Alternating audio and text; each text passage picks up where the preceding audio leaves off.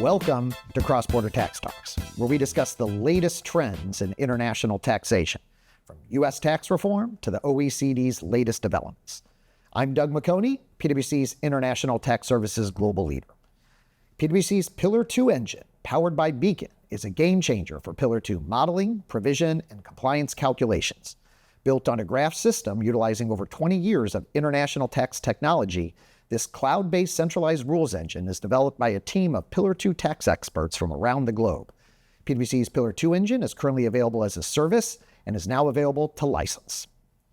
On this week's episode of Cross-Border Tax Talks, we're in PwC's Policy on Demand studio in Washington, D.C., where I'm thrilled to have Rohit Kumar back on the podcast.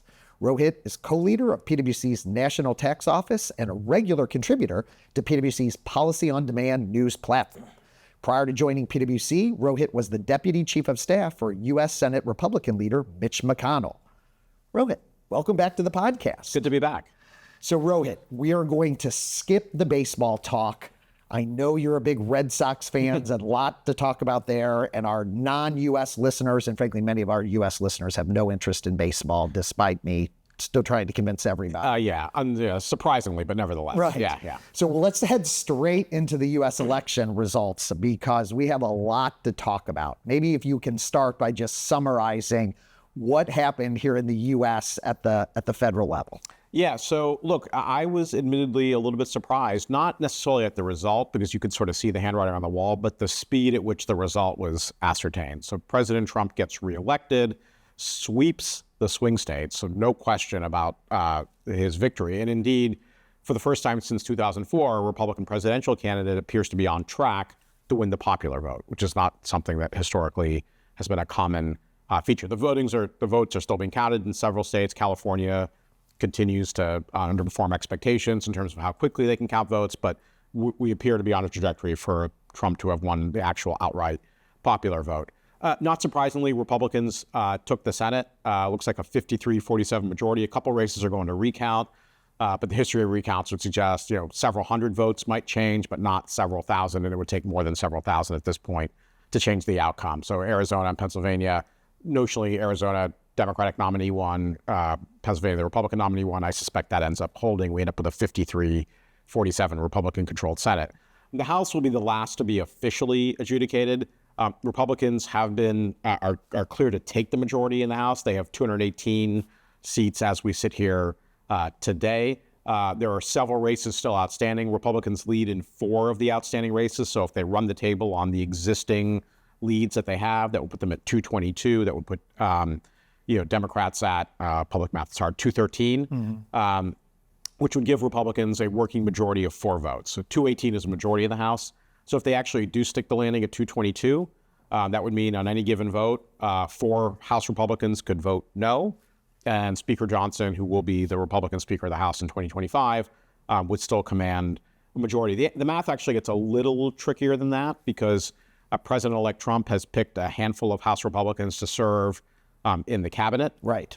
3 so far. I think House Republican leaders are pleading with the president-elect to stop picking their members, given the narrowness of the majority.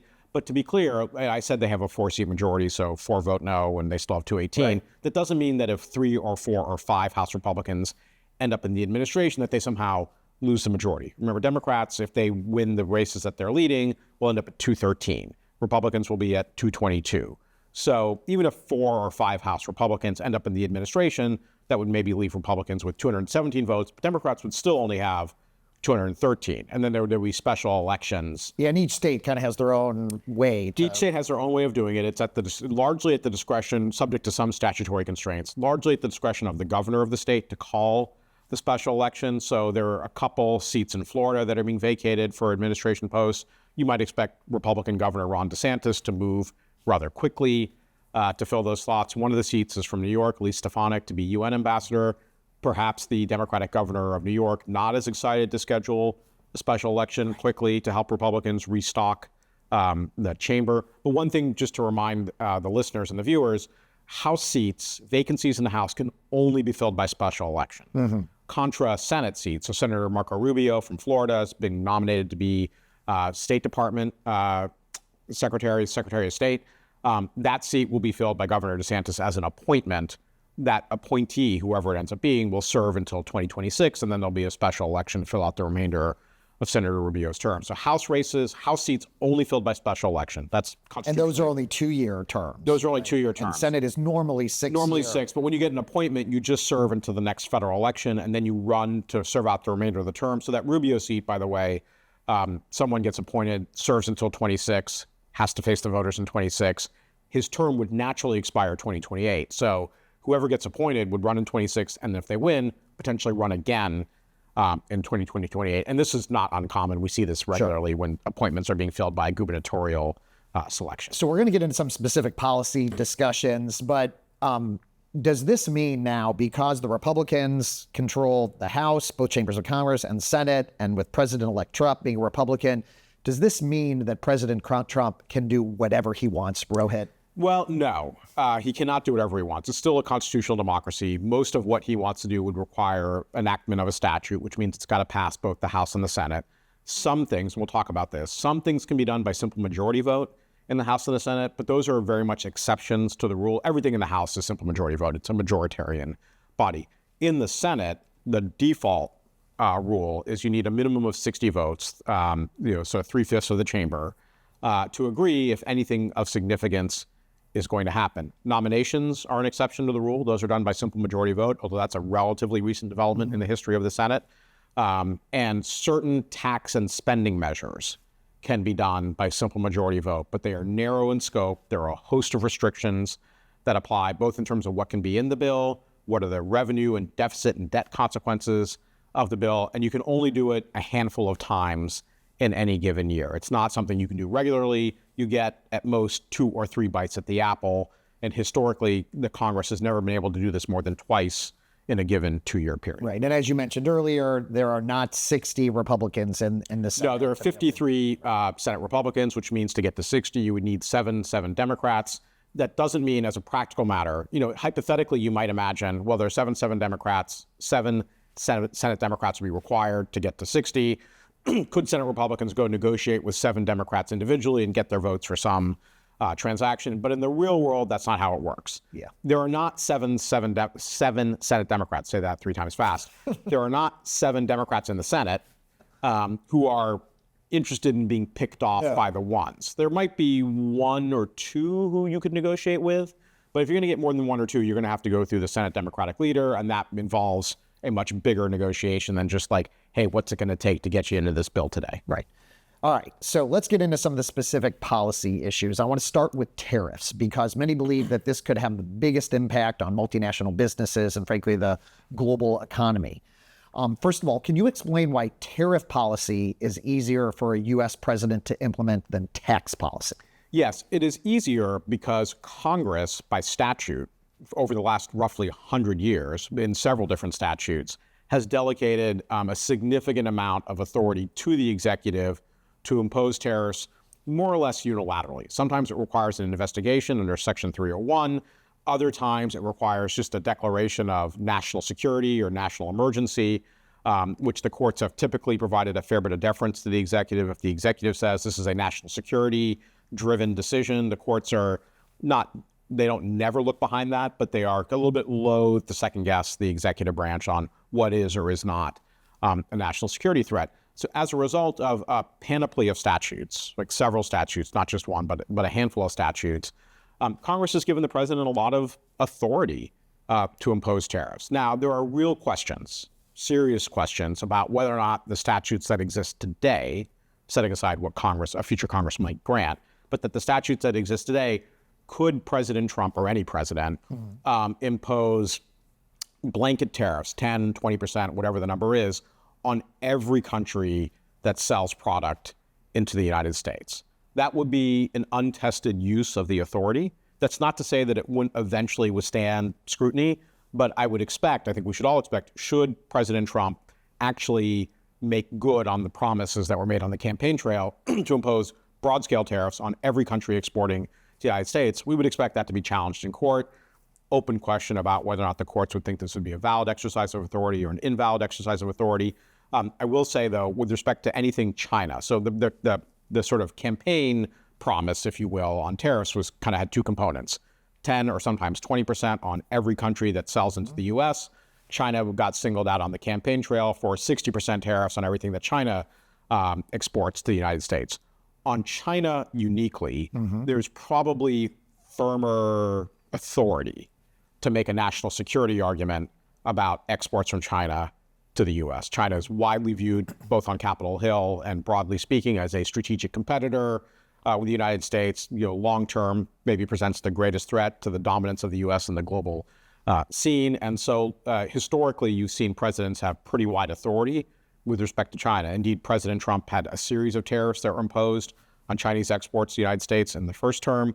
President Biden undid exactly none of them and actually added several of his own afterwards. And none of those were challenged because I think everyone broadly acknowledges China sits in a different category. And there are probably other countries that you could put in that category, but in terms of trade relationship or trade imbalance especially, China is clearly first amongst equals in that category. What about Mexico? Because during the campaign, Trump had threatened to use tariffs not to really deal with the trade issue, but more to help from a transactional perspective deal with immigration. Can you talk about that? So the Mexico piece actually has two components. One is the immigration piece, which is to what extent is the Mexican government, the Mexican authorities assisting the U.S. in preventing unlawful crossing of the U.S. border. I actually, at one point, was immigration counsel in the leader's office.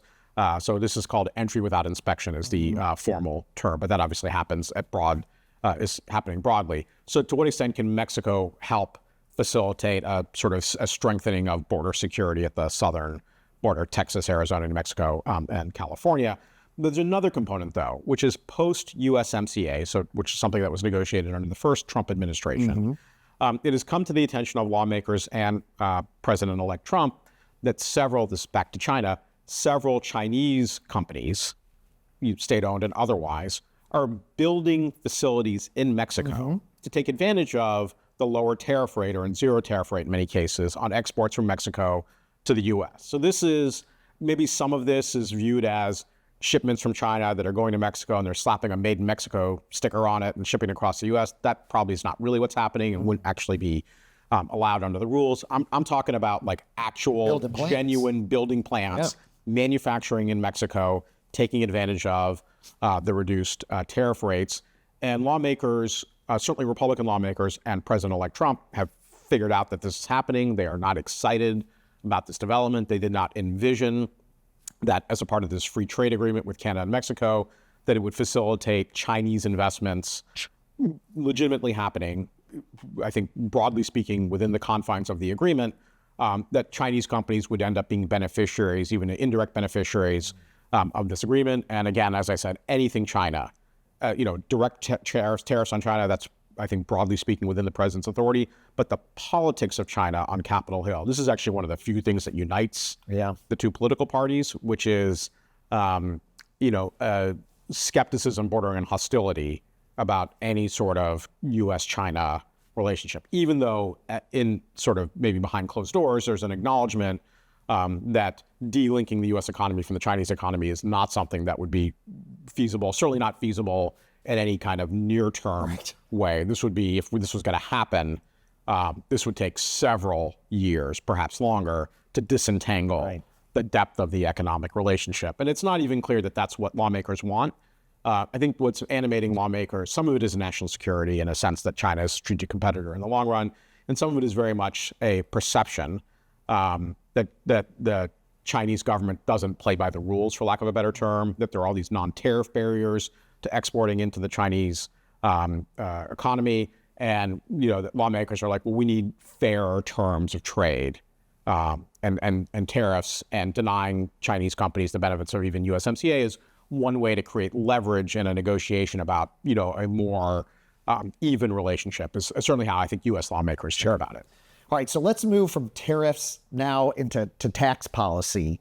What were some of the key corporate tax-related promises that Trump made during the campaign, and could any of those happen? Yeah, so the key on the corporate side of the ledger, probably the two chief campaign themes were lowering the corporate rate, or maybe as a subset of that, lowering the corporate rate for companies that manufacture in the United States. So at the start of the campaign, there was discussion of lowering the headline corporate rate to 20% or maybe even to 15%. And then later in the campaign, that kind of morphed a little bit into how about a 15% rate, but just for companies that are manufacturing in the U.S. So this is sort of tax policy professionals who are trying to figure out what this means exactly have thought about, well, before 2017, enacted in 2004, but repealed in 2017, there was a Section 199 manufacturing deduction that provided effectively a lower corporate rate through the operation of a deduction against the headline rate. Might that be a model for how this might look? So those are, broadly speaking, the kind of major corporate promises. There are a whole bunch of individual things we're talking about on the campaign trail. That's not surprising. Individuals are the ones who vote. That's who Trump was trying to appeal to. The corporate stuff was a little bit of took a sort of a junior seat in the transaction. So those were the promises. Could it happen? Absolutely. This is the sort of stuff that is entirely eligible to be considered in a budget reconciliation bill that Republicans could pass with a simple majority vote in the House and the Senate. But I think the real question in my mind is not could they do it? They could. The rules would absolutely allow it.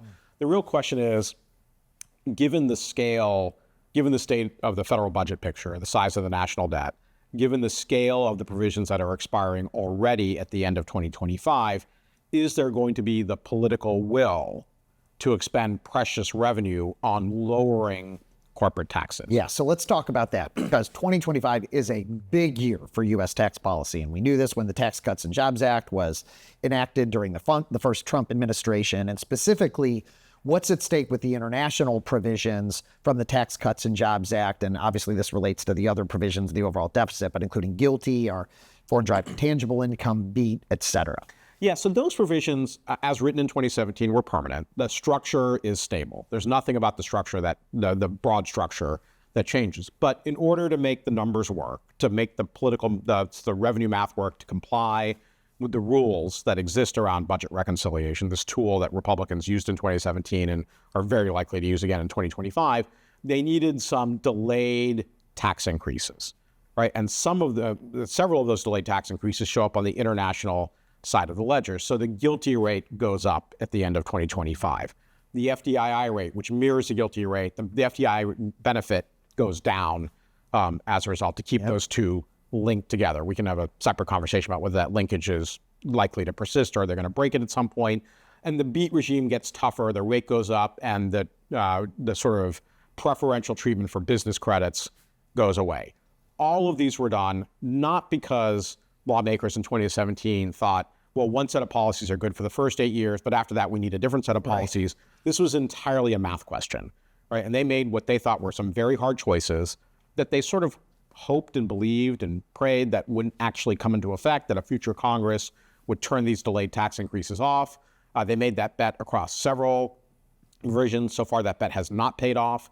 But the one bet that has paid off is, as these tax cuts are expiring, Republicans once again find themselves in control of the House, Senate, and White House. That's not something that they could have predicted with accuracy in 2017. It's sort of, for Republicans, a happy coincidence, if you will, that just as these things are set to expire, they've returned once again to having full control of the House, Senate, and White House. So those are the three international provisions that are set to change at the end of 2025. But they are, to be clear, a fraction of the provisions, and certainly in terms of the revenue consequence of everything that's expiring at the end of 2020. Yeah, so what are those numbers? So if they did want to just extend sort of permanently the Tax Cuts and Jobs Act, and then you had mentioned, like, during the TCJA had to go through reconciliation because similarly they did not have 60 Republicans or 60 votes in the Senate. What is the total cost, and was 8 years the number if they were trying to extend, or how does that potentially happen? So if, as a reminder, most of what's expiring in terms of revenue are individual pass-through provisions. So this is overwhelmingly individual marginal rates, estate tax exemption, child tax credit, standard deduction, all stuff that hits individual taxpayers on their individual returns. There are several business provisions. We talked about the international provisions. There are a handful of others. All told, if Congress said, we don't want anybody's taxes going up, steady state, let's just continue what we're doing and let's continue it forever, it would cost the federal government about $4.7 trillion over the ensuing 10-year period. Congress budgets in 10-year windows. I think of these numbers as 10-year numbers. That's how they think about it. So just for context, these are over the next decade. Of that $4.7 trillion, I think north of $3 trillion are the individual and pass-through provisions, and about $1 trillion is on the business side of the equation. So that's what's happening. Just to put that number in context, 4.7 trillion is clearly a lot of money. The federal government should collect, or is anticipated to collect, roughly $60 trillion over that same period of time. So we're talking about a little less than 10% of anticipated revenue collection. So either any way you slice it, this is a significant fiscal event for the U.S. government. This is, even for an organization with a budget as large as the U.S. government, $4.7 trillion is a meaningful amount of money. So that's what's expiring at the end of 2025, and that would be the cost if they wanted to extend all that stuff permanently. But of course, they don't have to do it permanently. The rules would allow, in fact, the rules probably wouldn't even allow them to extend it permanently. The maximum that they could likely do under the rules, setting aside having the votes, would be another 8 years. So these provisions enacted in 2017, expiring at the end of 2025, enacted 2017, but effective basically 2018. Right. So we had an 8-year run. That was the maximum that the rules allowed, the budget reconciliation rules allowed Republicans to do before they had to sunset them. I would be perhaps surprised, to maybe more than a little surprised, if Republicans were able to rally around another 8-year extension of all these expiring provisions. I suspect one of the ways that they will reduce the score, the revenue consequence of these extensions, is just to do fewer years. Like fewer years, less money, a little bit more politically tolerable. The size of the national debt is much higher than it was in 2017. We just eclipsed $35 trillion. Interest on the debt now exceeds the amount of money that the U.S. government spends on the entire Department of Defense. This is starting to really land with elected members of the House and Senate, and particularly amongst House Republicans, who are probably, of the four conferences, House, Senate, Republican, Democrat, of the four conferences, House Republicans probably have the greatest number of very deficit and debt sensitive members. And remember, even if they run the table on the outstanding races, it's a 222 to 213 majority. It would only take 5 House Republicans to say, I'm not interested in increasing the deficit or the debt, to sort of, have veto power, for lack of a better term, over, what the Congress can pass. Yeah, and I will remind listeners that during the early Biden administration, when he had both chambers of Congress that were Democrats and had proposed the Build Back Better example, speaking of tongue twisters, where it was going to move to buy country guilty with the hope that the U.S. would then have a compliant OECD Pillar 2 regime. Because of the slim majority in the House, the Democrats were not able to get that through. So there is very recent precedents of the fact that a major tax bill that was supported by the Democrats, or one party where they controlled both chambers of Congress, still weren't able to get something. Yeah, I mean, with majorities this thin in the House and the Senate, more so in the House and the Senate this time around, in the first years of the Biden administration, it was a 50-50 Democratic Senate. So they had to bat 1,000, right, to use a baseball analogy, in order to get this thing across the finish line, and they just didn't have the votes. But in these thin majorities, it doesn't take many members to object to a policy choice, and it just falls away. And that's what happened to Buy Country Guilty in Build Back Better, which eventually became the Inflation Reduction Act. Senator Manchin, in particular, who's retiring, objected to a whole swath of what House and Senate Democrats, broadly speaking, in the administration wanted to do. And in a 50-50 Senate, one vote was outcome determinative, and he had leverage and knew how to use it. Those two things don't always overlap, but he had both. And he exercised that leverage to maximum effect. And so we could easily see a scenario where 4 Senate Republicans or 5 House Republicans, either of which would be, outcome determinative, decide, this is not a policy I want to pursue, and I'm not willing to vote for it. So before we leave the U.S. tax and head to some of the OECD work, what about the other extenders that have not been extended in the current Congress? Immediate R&D expensing is huge for many corporate taxpayers, as well as more generous interest expense limitation rules. Yeah, so those, again, were delayed provisions, had earlier effect than 2025, which is when the GILTI and FDII and BEAT changes happened. But again, done with the idea that by 2022, when the R&D and interest limitation rule changed, and 2023, when full expensing started to phase down, that before that, a future Congress would say, these are dumb. Why are we doing this? We should stop it from happening. And that was a reasonable bet at the time. History is littered with the bodies of delayed tax increases that just never actually got enacted because a future Congress was like, well, whose dumb idea was this? We're not doing it. But this time, that bet didn't pay off. Those delayed tax increases have kicked in. R&D expenses have to be capitalized and amortized over 5 years if it's domestic expense, 15 years if it's foreign. The interest limitation rule is 30% of EBIT versus 30% of EBITDA versus no limitation at all pre-2017. And full expensing has started to phase down. So look, there are some that are going to make an effort, I think, in the lame duck, the session of Congress that has begun now after the election before the end of the calendar year, to try to resurrect those on maybe a temporary basis. I'm pretty skeptical that we get across the finish line on these TCJA provisions now. So I think we revisit them in 2025. And I think there is broad and frankly bipartisan acknowledgement that these are not good policy choices, and Congress should not just, whistle past the graveyard and let them continue. But we have $4.7 trillion of stuff already expiring.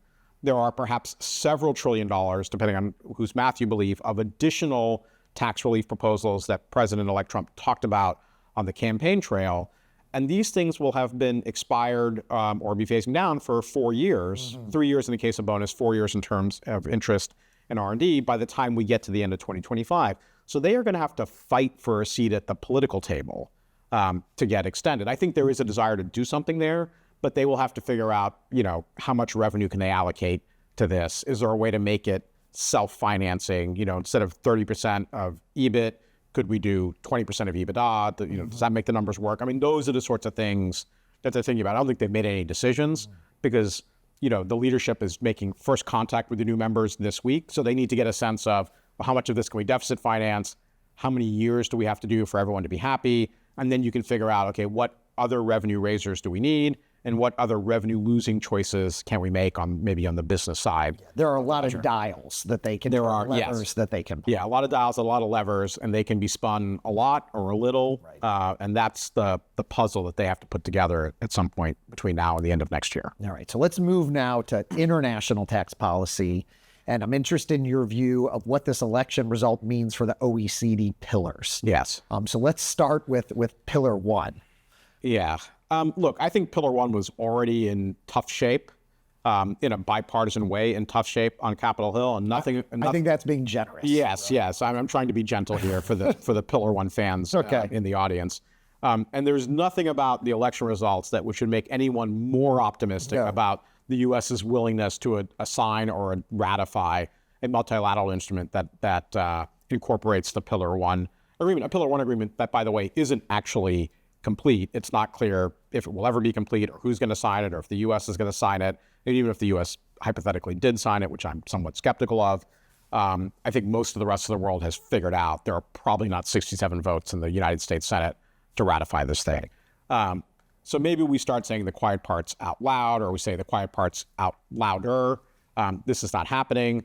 But I mean, that's not the end of the conversation. No. Like, the desire of countries to collect revenue here does not go away because the Pillar 1 agreement doesn't make it across the finish line. So, Doug, I mean, what do countries do? Yeah. So I have been saying the quiet part out loud on the cross-border tax talks for many months, I think maybe years at this point, about the U.S. not willing to agree to Amount A, and without the U.S. agreeing to sign to Amount A, given the number of U.S. companies that would otherwise be subject to rules, just that it didn't work. So I think Amount A is dead, and I think this may be the period now that we all recognize with the Trump administration coming in that maybe we should move on. But to your point, I think the issue that now multinationals are going to have to face now is the proliferation of digital or DSTs, digital service taxes.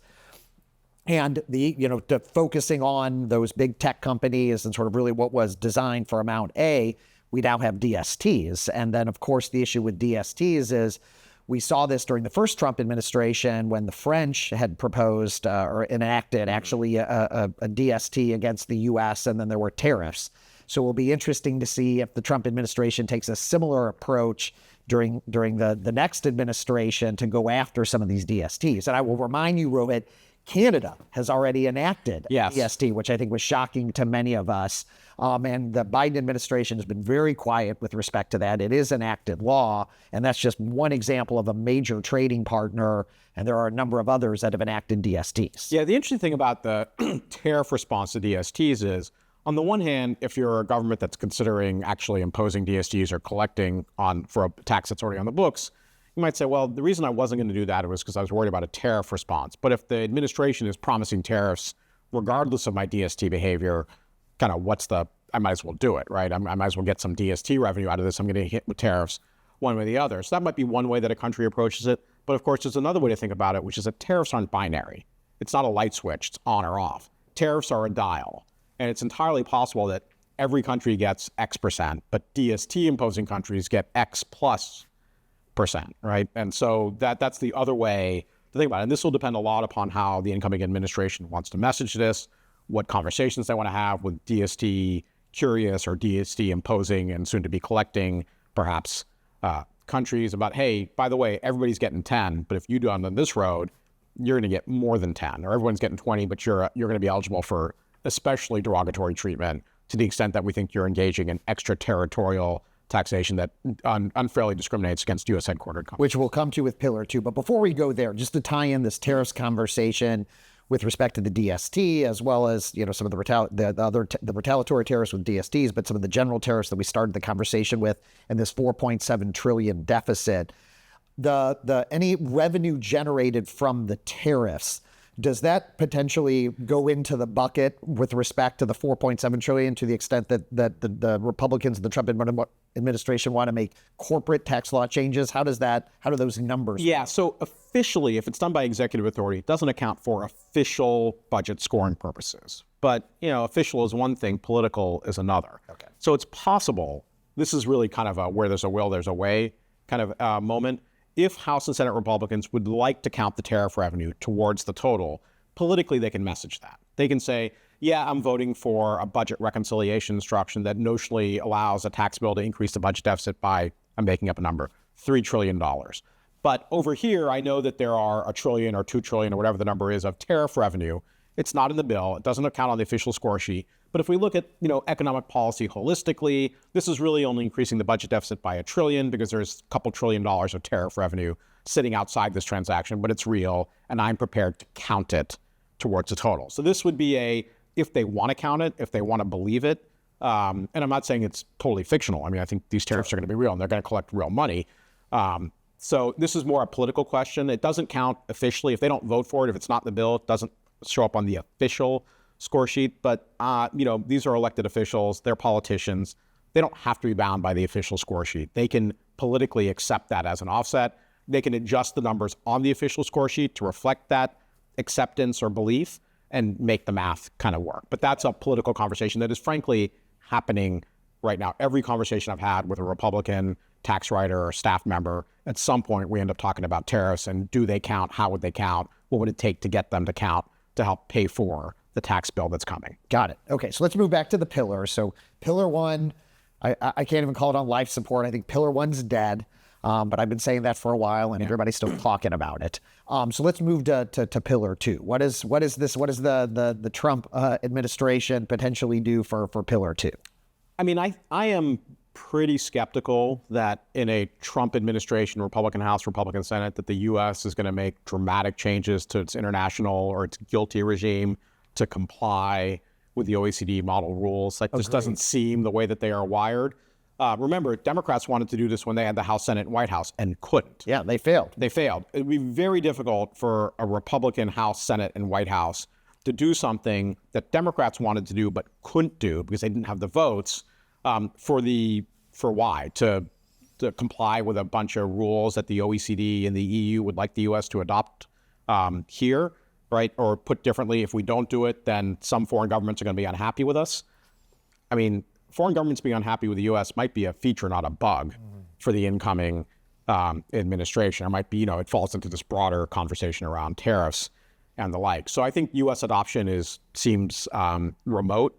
At best, you've already got House Republicans talking openly about this is it. This is the end of Pillar 2. We're done. This thing should just go die somewhere. But of course, the challenge is we are not the only country in the world that is thinking about these questions. Several countries, 30 plus, including the entirety of the EU, pursuant to a directive, are adopting these rules or have adopted these rules. Exactly. And doesn't seem likely that they are going to retrench because the U.S. is not interested in the transaction. And frankly, for U.S. lawmakers, foreign governments adopting a income inclusion rule, they're totally happy with that. Their view is the U.S. adopted a GILTI regime in 2017. You are 8 years behind us in terms of imposing a minimum tax on the active foreign earnings of your headquartered multinationals. Welcome to the party.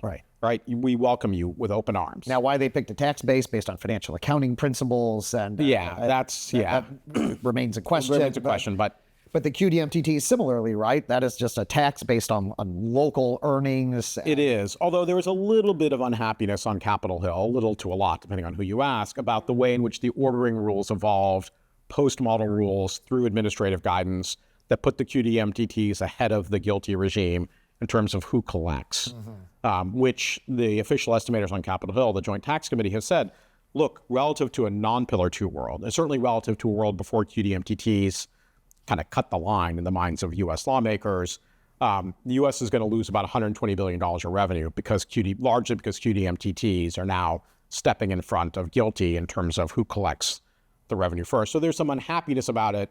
I don't know that there's a lot that can be done about that. If local countries want to impose additional tax in their home jurisdiction, sort of their right. The QDMTTs make it a little bit easier to do that, right? Rather than having to raise the broad corporate rate, you get to adopt this sort of narrowly targeted tax increase at Pillar 2 sized companies. But in the main, the thing that agitates U.S. lawmakers the most, and this is bipartisan, Republicans have been more vocal about it, is the undertaxed profits rule. Right. And the possibility that, and this is real, right? This is not just a hypothetical thing. This would actually happen under the rules as written, that the CFC of a U.S. multinational would pay additional tax above and beyond what they actually owe for the sin of the parent having underpaid U.S. tax in the U.S. Underpaid using OECD accounting principles, not underpaid according to IRS or Treasury. Exactly. And that would happen because you're doing a lot of R&D in the United States, or you're taking advantage of full expensing or any of the general business credits. And there are, 30 plus in the code that are overwhelmingly bipartisan in their orientation and support. U.S. lawmakers are really extraordinarily unhappy at the prospect that these incentives designed to incent behavior in the U.S. end up funneling money through the treasury of a multinational into the coffers of a foreign sovereign to fund their pension program, rather than to provide the incentive that was intended. Even lawmakers who want companies to pay more tax or don't think they're paying their fair share or whatever it is, they want them to pay that tax in the United States. U.S. lawmakers want U.S. companies or any company paying tax in the U.S. They are not interested in raising taxes for, frankly, overwhelmingly wealthy Western European jurisdictions. This was not designed to be a first world foreign aid program, even though in essence, a part of it ends up being that, unless something changes, something happens. Yeah, so we have the UTPR safe harbor, which generally for U.S. multinationals prevents one of those subsidiaries from collecting the top-up tax when the UTPR kicks in 2025. It effectively gives them sort of a 2-year before that would kick in. It'll be interesting to see if the OECD would potentially consider making that permanent or extending it, potentially extending that. One of the other issues that I wonder how much the U.S. administration as well as future administration has been focused on, to the extent that there are foreign parented groups that own the U.S. and that are doing R&D in the U.S. I mean, it is based on if the foreign parent is in an income inclusion rule jurisdiction, the R&D credit is non-refundable, and so there are going to be inbound taxpayers, and these are rules for many of the EU that IR is effective in 2024. Those R&D credits potentially could be soaked up and paid by a foreign fisc. And, there's a lot of discussion and focus on Capitol Hill about the U.S. multinationals in Pillar 2, but I've just been surprised over the course of the calendar year how little focus has been paid for foreign multinationals that invest in the U.S. that are taking the R&D credit. And under today's Pillar 2 rules, the U.S. R&D credit is not a good credit for Pillar 2 and they're going to pay top-up tax in their home country that has a Pillar 2 compliant IIR. Yeah, so the foreign headquartered multinationals with substantial operations in the United States are going to be kind of like the canary in the coal mine, right? Because those taxes, they're not protected by the UTPR safe harbor. Right. And so, because it's the IIR, so it comes before the UTPR in any event. We will see how, that's still at moment a hypothetical because it covers 24. Those returns aren't filed until later in 2025. So as those numbers, 2026, in fact. So some of these things won't become real until people start writing checks. Right. And then they start complaining to Congress, like, by the way, I thought I was going to get this R&D benefit here, but I'm actually funneling it back to pick a country as well. So there we're going to sort of see how this lands. But I think the UTPR, look, I suspect that the incoming Trump administration, they are probably going to say to the OECD and inclusive framework, hey, we felt like we were promised in 2020 that the U.S. global blending GILTI regime would just be deemed to be a compliant Pillar 2 income inclusion rule, despite the fact that that's not done on a per country basis. And we want that. We want to be just deemed to be compliant. And we need the UTPR safe harbor to be made permanent. That's what we would like. Starting negotiating. Starting to go. Opening bid is tell me I'm perfect, get off my lawn, leave me alone. And if we got that, right, if the U.S. got that, if GILTI without any changes were a Pillar 2 compliant IIR, it would turn off foreign-to-foreign UTPRs for U.S. headquartered multinationals. It wouldn't solve the U.S. income question. That's what the UTPR safe harbor would have to do. This is an opening bid. Why not, right? Like your opening bid should be, give me the sun, the moon, and the stars. Right, and to remind any U.S. policymakers that are listening that the OECD can agree to that, but that each of these respective countries will actually have to enact those rules and bring those 35 horses at least have left the barn. Yeah, and now the OECD is saying it could be as many as 60 to 80, and we're already on track. We're keeping track. Obviously, we're about 50 that have already committed for next year. So that the politics become very interesting because they can negotiate with the OECD, but then each of these enacting countries are sovereign countries that will have to make that decision. Maybe one last thing on this point. In 2023, related to, frankly, both the UTPR as well as DSTs, in 2023, House Republicans proposed what they called the Defending American Jobs and Investment Act that would increase income tax and withholding tax rates initially by 5%, moving up to 20% on certain foreign citizens, foreign corporations, and foreign partnerships of any foreign country that is listed in a report on the extraterritorial taxes and discriminatory taxes of foreign countries that would be created and submitted by the Secretary of Treasury. Right.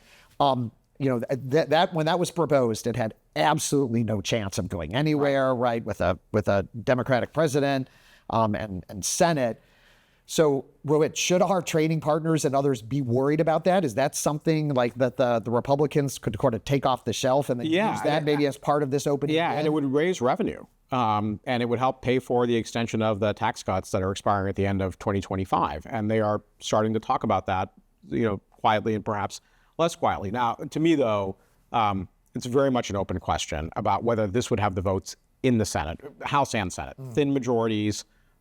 This would hit a lot of companies with foreign that are multinational, that are overseas headquartered, but with significant investment in the United States. That FDI is generally beloved by lawmakers. EU, UK, Canada, Japan. I mean, it's a whole bunch of FDI that would be exposed to this sort of, retaliatory transaction. And, for an individual member of the House who might not have much foreign direct investment in their particular House district, maybe you can rationalize this. I think where this gets particularly tricky is in the Senate.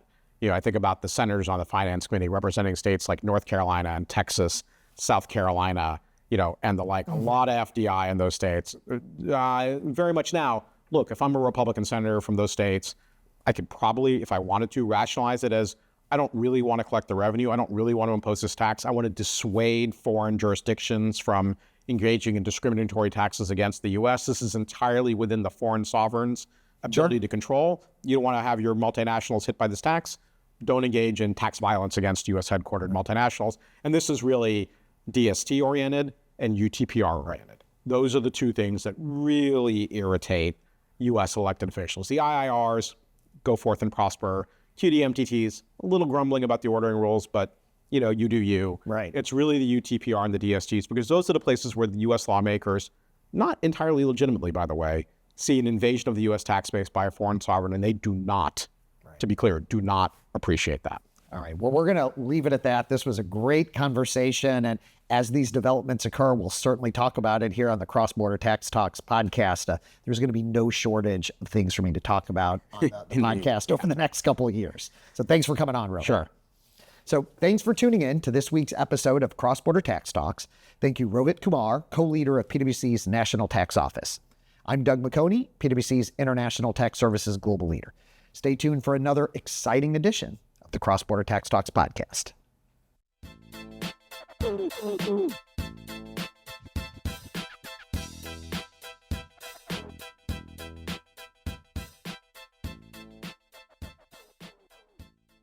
This podcast is brought to you by PwC, all rights reserved. PwC refers to the U.S. member firm or one of its subsidiaries or affiliates and may sometimes refer to the PwC network. Each member firm is a separate legal entity. Please see www.pwc.com/structure for further details. This podcast is for general information purposes only and should not be used as a substitute for consultation with professional advisors.